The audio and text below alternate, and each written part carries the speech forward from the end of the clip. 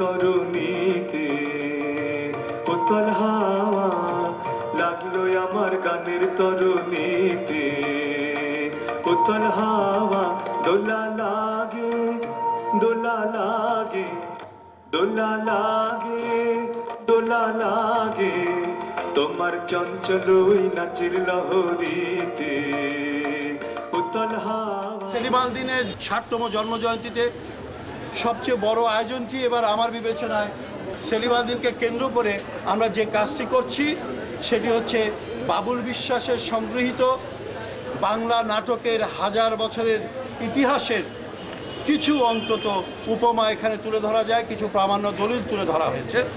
সব পারা যায়নি, আপনারা জানেন। এর মধ্যে কিছু কালো অধ্যায় আছে, মধ্যযুগ আছে, যার কোনো খোঁজ আমরা পাইনি। বিশেষ করে ব্রিটিশ শাসনামলের ২০০ বছরে আপনারা জানেন যে আমাদের পুরো নাট্য সাংস্কৃতিক যে যাত্রা ছিল সেটিকে পুরোপুরিভাবে বিচ্ছিন্ন করা হয়েছে।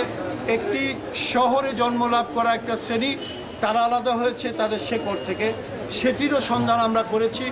আজকে এই আয়োজনের মধ্যে সবচেয়ে উল্লেখযোগ্য যে আয়োজন, বাবুল বিশ্বাস সংগ্রহীত বাংলা নাটকের হাজার বছরের প্রামাণ্য চিত্র ও দলিলের প্রদর্শনীর উদ্বোধন করবেন আমাদের সবার প্রিয় মানুষ, নাট্য ব্যক্তিত্ব এবং ITI ইন্টারন্যাশনাল থিয়েটার ইনস্টিটিউট আন্তর্জাতিক অর্থাৎ কেন্দ্রের সভাপতি রামেন্দ্র মজুমদার।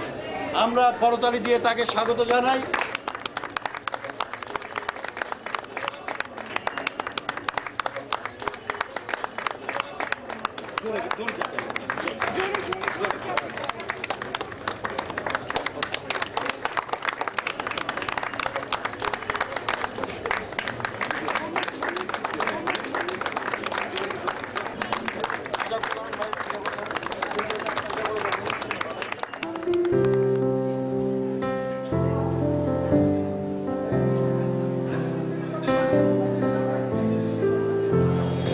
আমরা এখান থেকে শুনছি, তাহলে তো 1200 বছর পার করে দিয়েছে।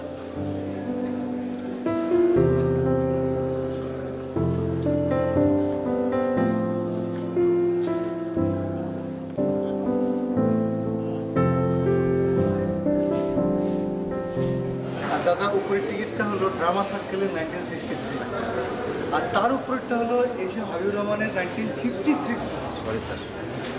এটাকে করেছি আমরা গিরিশ থেকে উপর।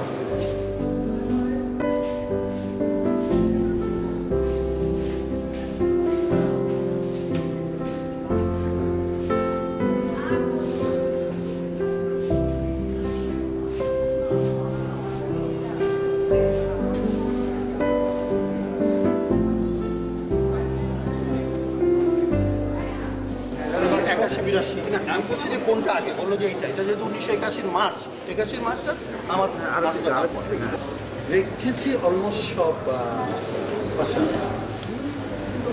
দেখছি। লেবুদেবের পরে একবারে জাম্প করে আমাদের আসতে হচ্ছে দীনবন্ধু মিত্র 1865 বুঝছেন। এবং লেবুদেবের আগে আমরা চৈতন্যদেব হচ্ছে 1600 লেবুদেব বাসে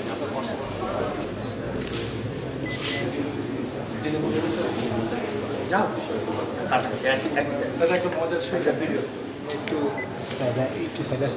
এই হলো আসির উদ্দিন সাহেব, এই হলো আনোয়ার হোসেন, তারপরে হলো হাসান ইমাম, তারপরে হলো এই যে ATM শামসুজ্জামান, মঞ্জুর হোসেন, আমজাদ হোসেন আছে, হ্যাঁ এই যে আমজাদ হোসেন, এই যে সুভাষ দত্ত, আসির উদ্দিন সাহেবের পিছনে হলেন সুভাষ দত্ত, এবং এই যে আরেক খ্যাতিমান অভিনেতা সিরাজুল ইসলাম।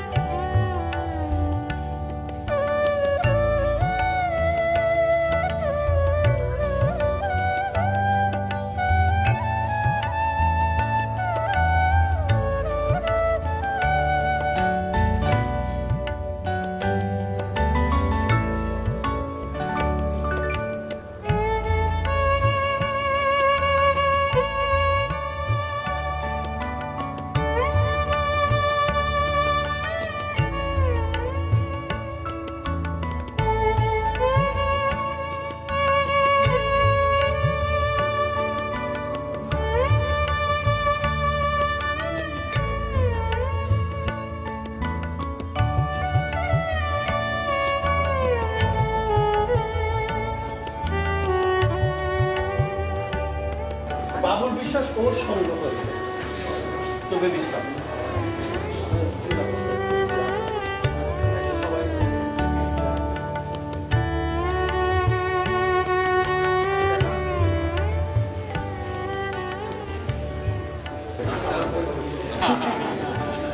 না পড়ে উপায় নেই।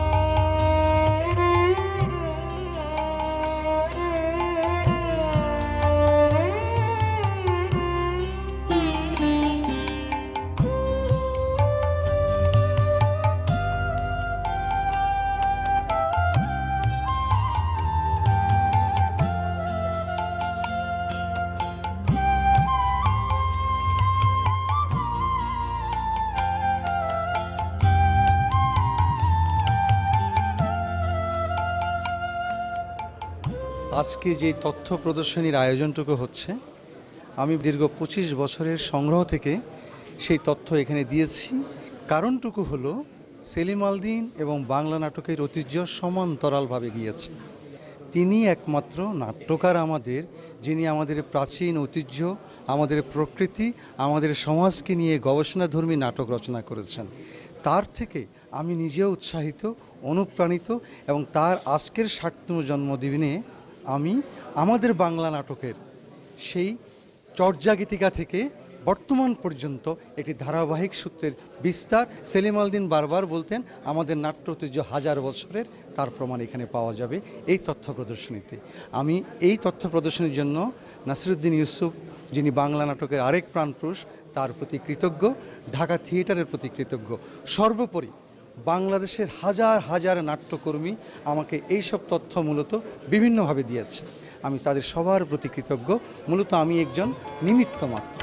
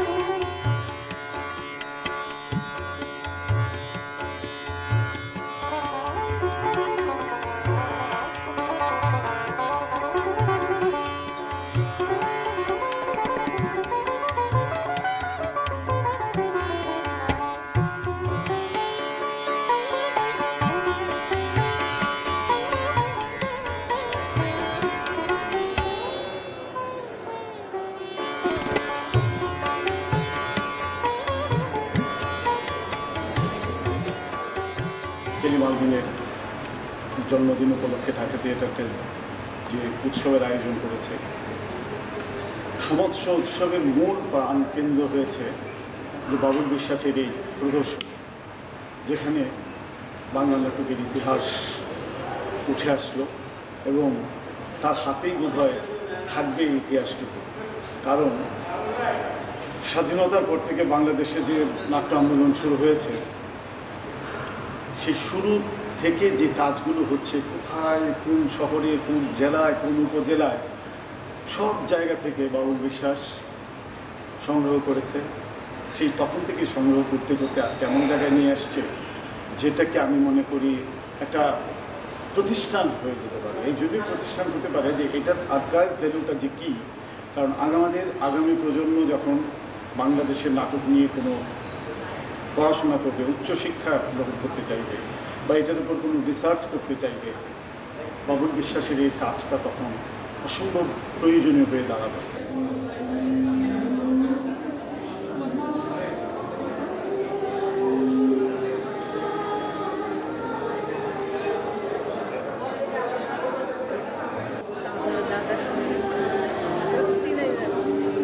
আমি বাংলায় গান গাই, আমি বাংলার গান গাই, আমি আমার আমিকে চিরদিন এই বাংলায় খুঁজে পাই।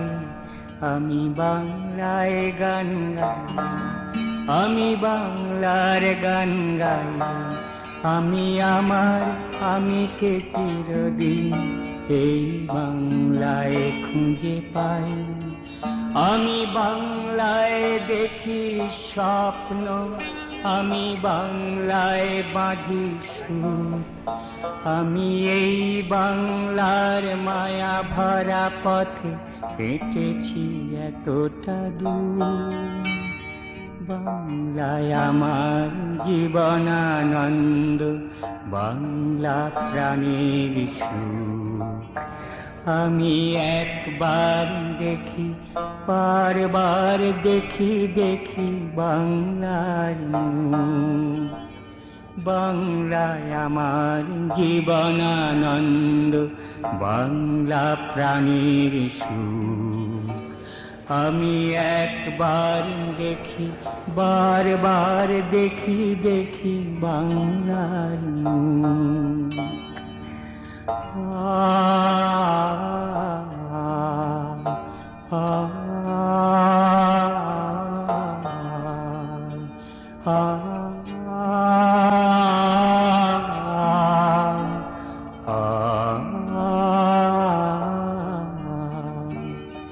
আমি বাংলায় কথা কই, আমি বাংলার কথা কই, আমি বাংলায় ভাসি, বাংলায় হাসি, বাংলায় জেগে রই।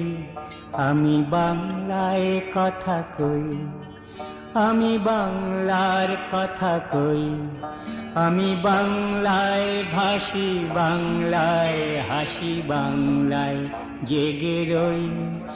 আমি বাংলায় মাতি উল্লাসে করি, বাংলায় হাহাকার।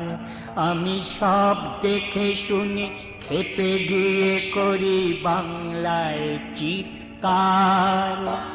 বাংলায় আমার দৃপ্ত স্লোগান, ক্ষিপ্ত তীর ধ্বনি। 1985 সালে বাংলাদেশের প্রখ্যাত নাট্যকার মামুনুর রশিদ, আমি এবং আমার পরম বন্ধু ফয়েজ জহির কলকাতায় যাই। উদ্দেশ্য ছিল নাটক দেখা এবং বিশেষ করে নাসিরুদ্দিন শাহ অভিনীত পাড় ছবিটি দেখা। তখন উৎপল দত্তের বাসায় আমাদের একটা নিমন্ত্রণ ছিল, আমরা সেই বাসায় যাই।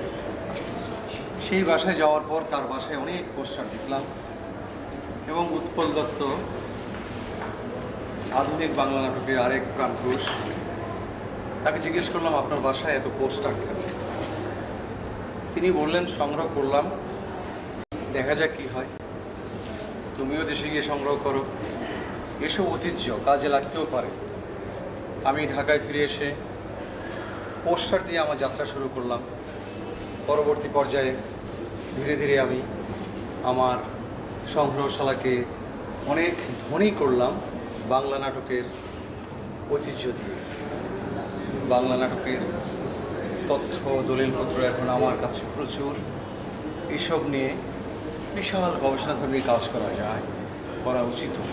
এসবকে হারিয়ে যেতে দেওয়া উচিত। আমি মনে করি বাংলাদেশ সরকার, বাংলাদেশ গ্রুপ থিয়েটার ফেডারেশন বা এমন ধরনের অন্যান্য সংস্থাগুলিও আসা উচিত এইসব দলিলপত্র সংরক্ষণে রেখে ভবিষ্যৎ প্রজন্মের সামনে তুলে ধরা উচিত।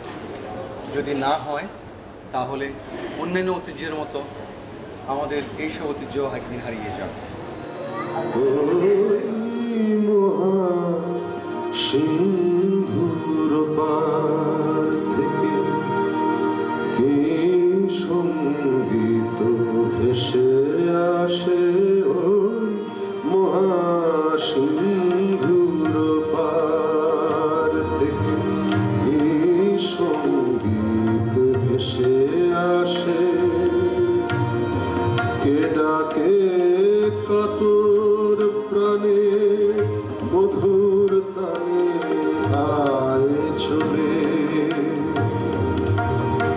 ওরে আয় চলে আয় আমার পাশে মহাসিন্ধুর পার থেকে এই সঙ্গীত ভেসে আসে। কে ডাকে কাতর প্রাণে মধুর তানে আয় চলে, ওরে আয় চলে আয় আমার পাশে মহাসিন্ধুর পার থেকে কি সঙ্গীত ভেসে আসে। আমার সঙ্গে শত্রুতা হচ্ছে তো, ধাবমান এখানে দিছে উল্টা করে দিছে। তারপরে আমার ধাবমানের সেটে নীল কাপড় দিয়ে দিছে।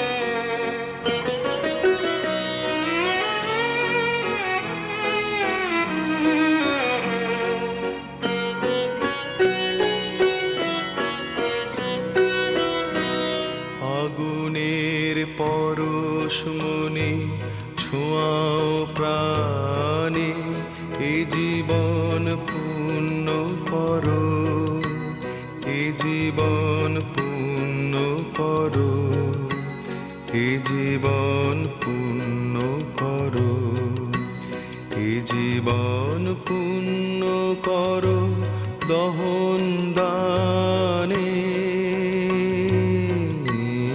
আগুনের পরশমণি ছোঁয়াও প্রাণে।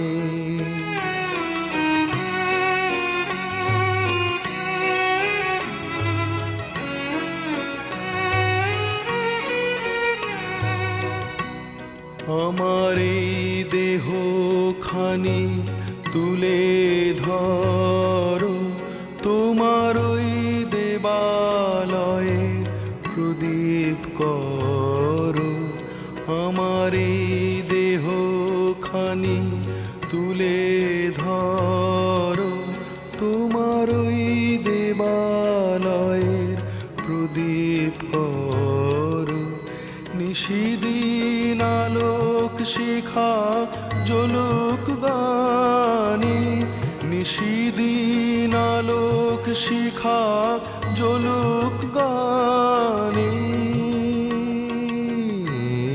আগুনের পরশমণি ছোঁয়াও প্রাণে।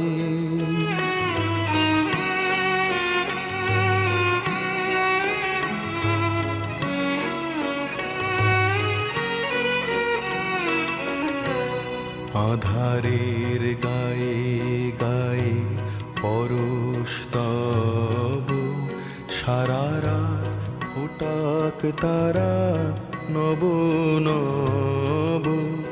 আধারের গায়ে গায়ে পরশ তব, সারা রাত ফোটাক তারা নব নব। নয়নের দৃষ্টি হতে ঘুচবে কালো, যেখানে পড়বে সেথায় দেখবে আলো।